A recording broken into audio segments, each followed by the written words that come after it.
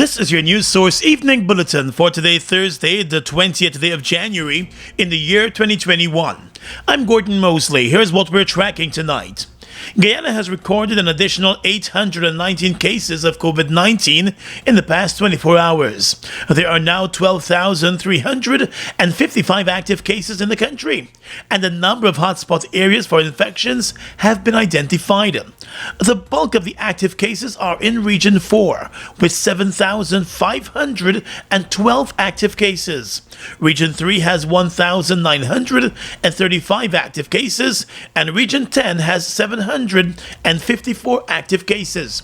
In the case of Region 10, Health Minister Dr. Frank Anthony suggested that the number of active cases there could be higher since there is low testing in the region.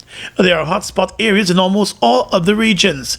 In Georgetown, the community of Kitty alone has 406 positive cases, which represents the highest number in any single area.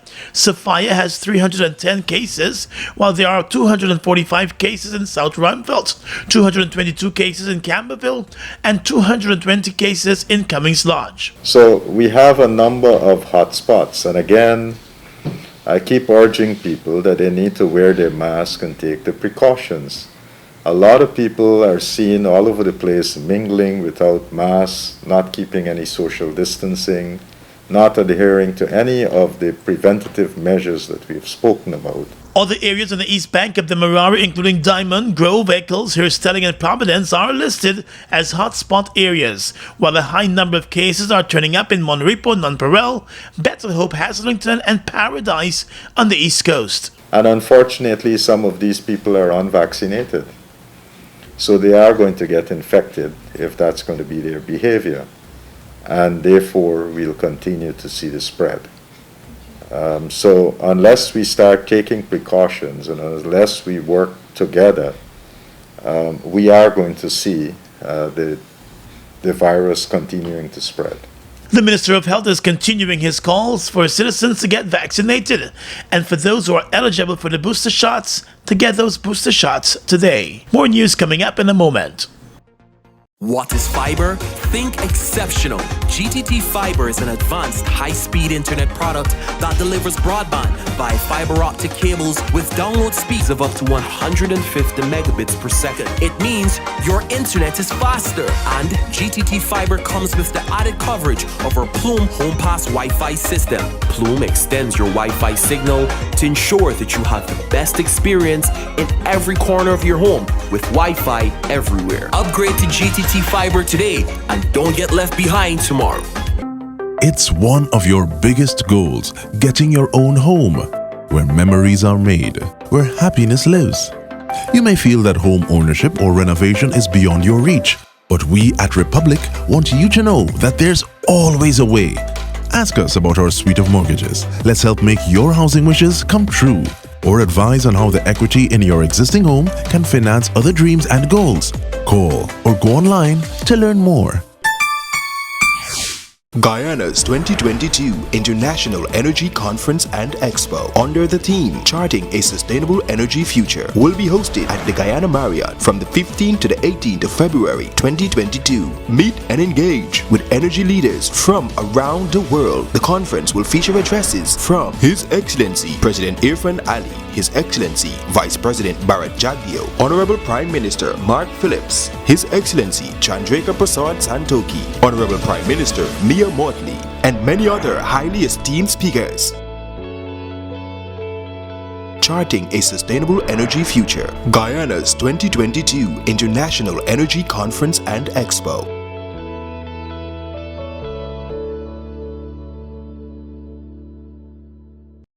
We've got exciting news! All 12-ounce yellow cab Buster are now only $100. Buster, live in Come full get color. your Buster, Buster $100. Come get your Buster, Buster $100.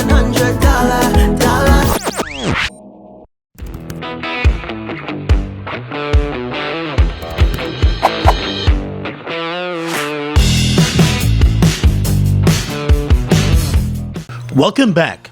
Customs agents in Senegal have seized a Guyana-registered vessel that arrived in the West African country with 3 containers of weapons on board. The weapons and ammunition that were found on board the cargo vessel Eureka are believed to be worth more than $5 million. The authorities in Senegal did not provide details about the date or time of the bust, but it was indicated that the containers with the weapons carried an Italian spelling of Dominican Republic. All of the ship's crew members were Ukrainian nationals, according to the media in Senegal. They have all been taken into custody for questioning. Before arriving in Senegal, the vessel made stops in northern Italy and the Canary Islands. The ship was expected to sail to Guyana from Senegal. The authorities are now working with several international law enforcement agencies to ascertain the source of the shipment. Barbados' Prime Minister Mia Mottley rallied to a clean sweep victory at her country's early elections yesterday, winning all 30 seats in Parliament. In offering congratulations on behalf of Guyana, President Irfan Ali this morning said Mottley's re-election provides Guyana and Barbados with the opportunity to concretize the plans and programs that the two countries have discussed to build on the cooperation between Guyana and Barbados. He also said he looks forward to the continued collaboration at the regional level as the region endeavors to advance its integration process. In a message, the Central Executive Committee members and the leader of the People's National Congress Reform also extended congratulations to the Barbadian Prime Minister. The PNC said the mandate that the Prime Minister has received from the people of Barbados is a clear indication that she is in touch with the people and that her policies have been redounded to the benefit of the people. The People's National Congress said it has long enjoyed a productive association with the Barbados Labour Party, and the party is therefore confident that the relationship will be strengthened as they both work for the betterment of their people and the improvement of the Caribbean community. This evening, the Guyana Revenue Authority is urging persons to be on the lookout and to be alert for potential scam calls from persons pretending to be representatives of the GRA. In a statement, the revenue body said it is aware that scammers are calling random numbers and are requesting payments from persons while pretending to be in the employ of the Revenue Authority. The agency reiterated that its officers are not authorized to collect monies from taxpayers and that all payments to the agency are done through its cashiers at its various offices countrywide and an official receipt will be issued. The agency also said taxpayers can utilize online payment options that the GRA has established with banking and other financial institutions. Taxpayers can also pay their customs duty, corporate tax, individual income tax, individual property tax, value-added tax, pay-as-you-earn, and motor vehicle license fees using the online banking services available at Republic Bank, the Marara Bank, and GBTI. GRA also urged citizens to utilize the GTT mobile money platform or Bill Express to make payments. The Revenue Authority said citizens should request the name and ID of the caller whenever they call to make demands on behalf of the tax collecting agency. This is not the first time that the Revenue Authority has been forced to ask taxpayers to look out for scammers. A number of other agencies and government ministries in recent times have also been subject to similar targets. The Cyril Potter College of Education has seen a high demand by untrained teachers and prospective teachers who are seeking certification. This is according to the principal of the college, Dr. Viola Rowe, who spoke during the CPCE's graduation ceremony yesterday. A total of 843 trained teachers graduated yesterday, the largest batch ever. The principal said the supply of trained teachers is dependent on the demand for teacher education, explaining that trained teachers are exposed to teaching methodologies and strategies to stimulate learning. The college experienced an astronomically high demand for teacher education, with an enrollment of 2,664 first-year applicants, disaggregated as 2,608 students for the Associate Degree in Education 2-year program, 21 students for the ADE 1-year program, and 35 for the Trained Teachers Certificate program. And explaining that professionally trained teachers correlated with improving students' performance, the principal also explained that there are currently 3,479 teachers in training. That number could have been higher, but enrollment was restricted due to physical space and dormitory capacity for students to remain on campus. The college saw the effectiveness of technology as a contributor to the number of applicants and applications received online for the reporting period. Albeit, the increase in teacher demand is also credited to the clarion call by Dr. the Honorable Minister Manik Chand for all untrained teachers to register at the college, in keeping with the strategic plan of the ministry to have 100% trained teachers in the education system by 2023. To put the demand for teacher education at the college into perspective, Dr. Rowe explained that in Region 1, applications have increased there by over 800%, while in Regions 2, 4, 5, 6, and 9, applications increased by over 200%. In Regions 7 and 8, the applications increased by over 1,000%, and in Region 10 by more than 2,000%. The principal said the applications received are a testament of widening participation and untrained teachers responding to the call to be trained. The Cyril Potter College of Education operates 19 centers across the country. And while technology has been the hallmark of the college's function due to the COVID-19 pandemic, some teachers, especially those in the hinterland regions, have found themselves at a disadvantage.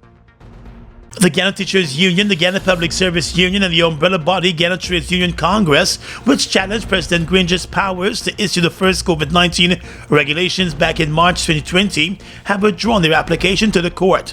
The unions were contending that the former president acted outside of his powers under Section 21 of the Public Health Ordinance when he issued the regulations.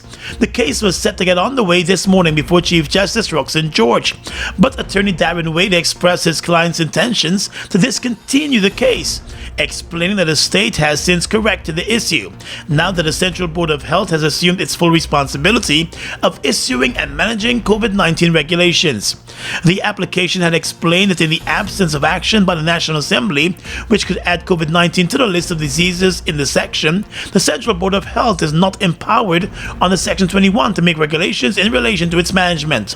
The unions explained in their application that Section 21 empowers the Central Board of Health to create regulations to manage the treatment and spread of specific diseases, and that the President is only empowered to make such regulations that the Central Board of Health in itself is empowered to make.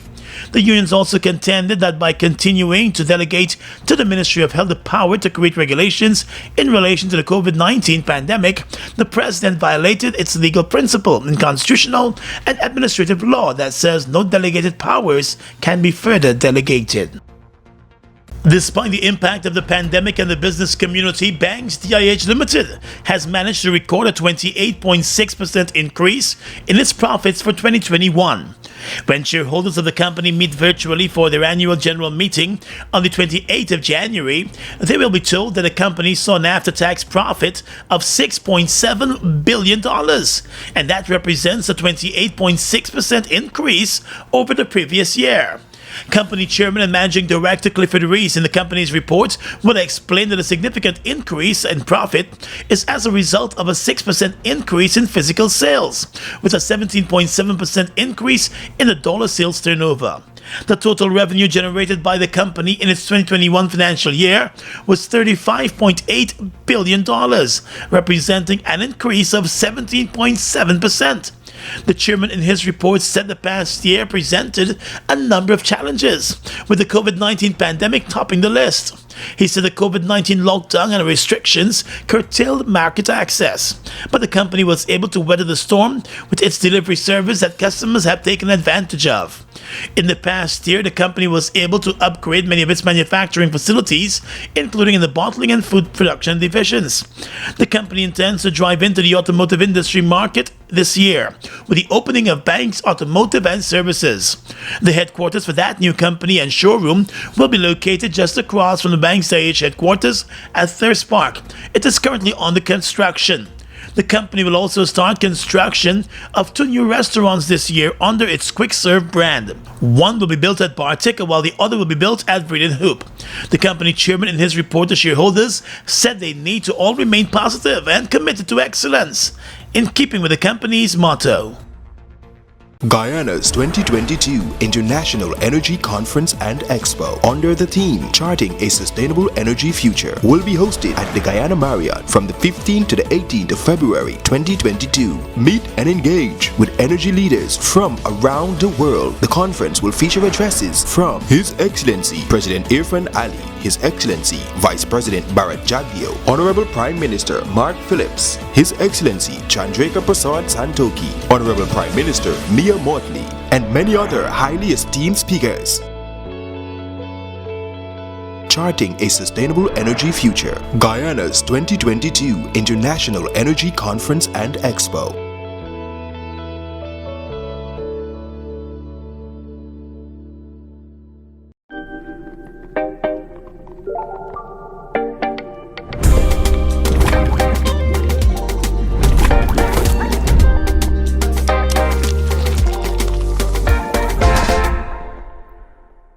Sonia, you think people easy? People just really want to do their own thing. Look across the road how we building the house low. The building code say you're supposed to be 2 feet off the ground. And when the place flood, them just be the first to complain. But you know sometimes we that just contribute to the flooding with we behavior. You know, boy, we just throw things in the drains and canals. We don't keep the gutters clean and dispose of garbage properly. By the way, you got an emergency kit? Yeah, Sonia, I got me own and it got drinking water, army medicines, and for say things like band-aids, iodine, bandages. And me own got in toothpaste, a change of underwear and clothing, toilet paper and soap. Guyana, our country, our responsibility.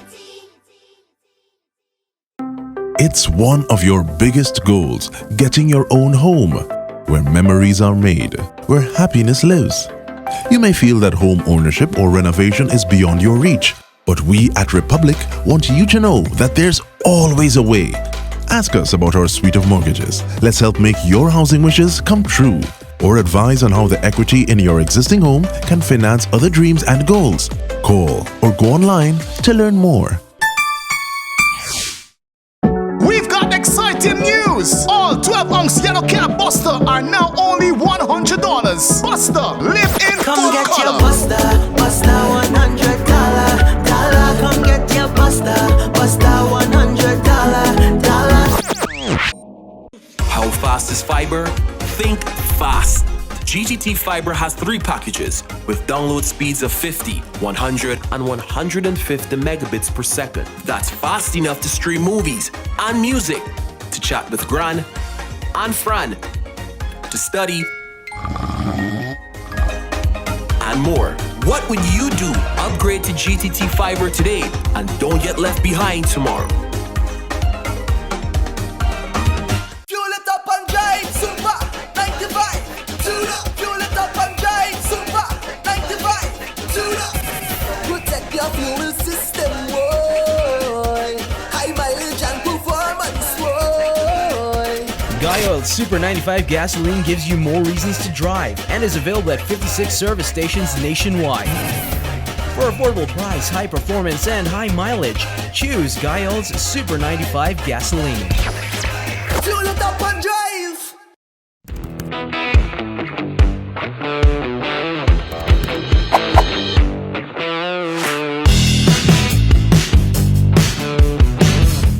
Across the region tonight, Barbadians have re-elected the ruling Barbados Labour Party into government with a consecutive clean sweep of the 30 seats in Parliament. Final results show the BLP won the election that Prime Minister Mia Motley called 18 months ahead of the constitutional deadline. The BLP is the second political organisation in the Caribbean to sweep all the seats in an election on consecutive occasions.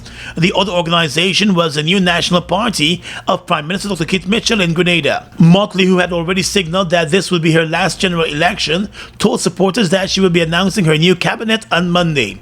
She was sworn into office this morning along with her Attorney General Dale Marshall. The Prime Minister defended her decision to call the elections early, saying it was important to take fresh guard as the island moves into the future to deal with a changing global socio and economic situation. The former Haitian opposition senator linked to the assassination of President Jovenel Moïse was this morning remanded on immigration charges when he appeared in the Kingston and St. Andrew Parish Court in Jamaica. John Joel Joseph was apprehended in St. Elizabeth along with his wife and their 18-year-old son and 9-year-old son on the 14th of January. They too were remanded until the 15th of February. According to a senior police officer, Joseph was listed among 5 fugitives for whom Haiti's justice minister said the country would offer 6 million gourds for their arrest. The other key suspect is an ex-Colombian military officer who was deported from Jamaica on the 3rd of January, in keeping with an order by the Supreme Court after his immigration breach conviction. And finally tonight, international news. An oil spill off the Peruvian coast has caused an ecological disaster, authorities there have said. The refinery has leaked over 6,000 barrels of oil after a tanker was hit by waves linked to Tonga's volcanic eruption on Saturday. Authorities have sealed off 3 beaches damaged by the spill and say they have discovered scores of dead animals covered in oil. The foreign ministry officials have urged operator Repsol to pay compensation. The company's communications director denied responsibility for the leak during an interview on Wednesday, saying that the spill was limited. But the Prime Minister later told reporters that the company apparently did not have a contingency plan to deal with a large oil spill, and they should pay up. And that's your News Source Evening Bulletin for tonight. I'm Gordon Mosley, reporting and encouraging you to stay safe.